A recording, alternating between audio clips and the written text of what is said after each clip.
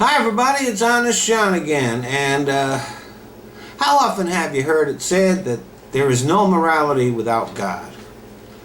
That atheists have no moral compass.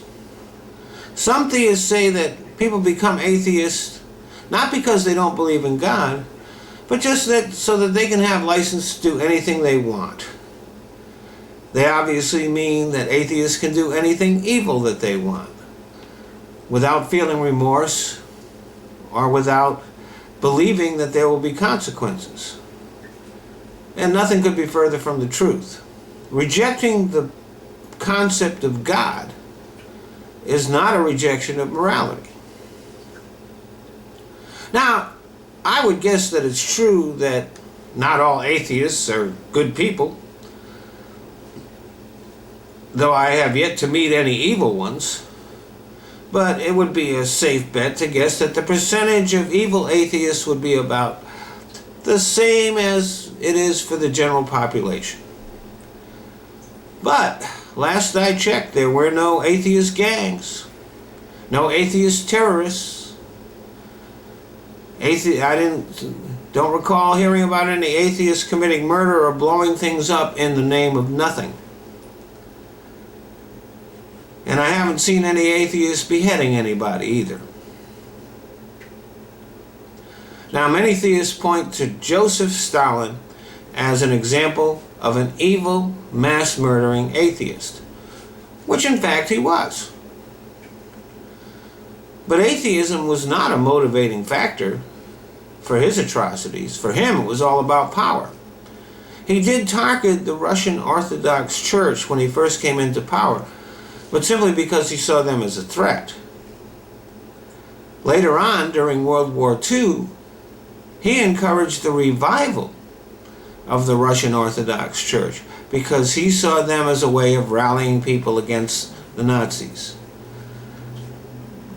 Stalin, for as evil as he was pretty pragmatic when it came to religion.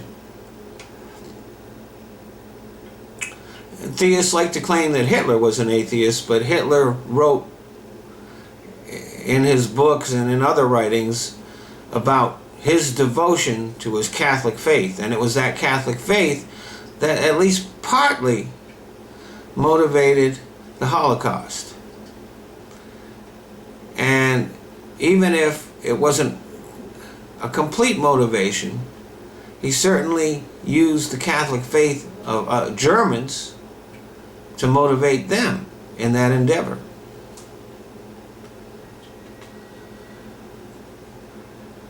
And the Roman Catholic Church itself has, I'm sure you're all familiar, it has this centuries-long history of mass murder and evil doings, the Crusades, the Inquisition, we could go on, but we won't.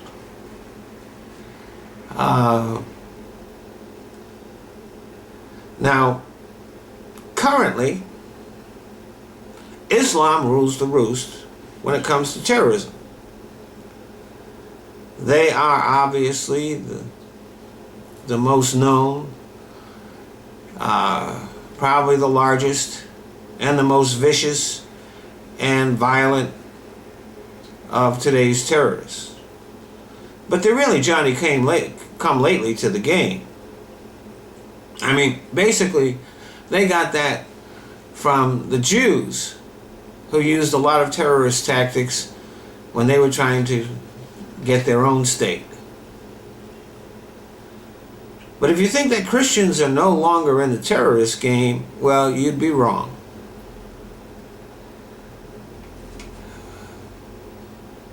The National Liberation Front of Tripura and the National Socialist Council of Nagaland are Christian terrorist groups in India that are operating today. The Sabra and Shalita massacres were perpetrated by Christian militias in Lebanon. And it wasn't that long ago that Catholics and Protestants in Ireland were blowing each other up and murdering each other by the dozens. Anders Breivik, who slaughtered children in Norway not that long ago, called himself a Christian crusader. The Lord's Resistance Army was a Christian terrorist group in Uganda. And here in the U.S., we have our own homegrown Christian terrorists in the Christian Identity and Christian Patriot movement, including a group called the Lambs of God, who were deported from Israel after their plot to blow up religious sites in Israel was foiled. But guess what? There is not a single atheist terrorist group.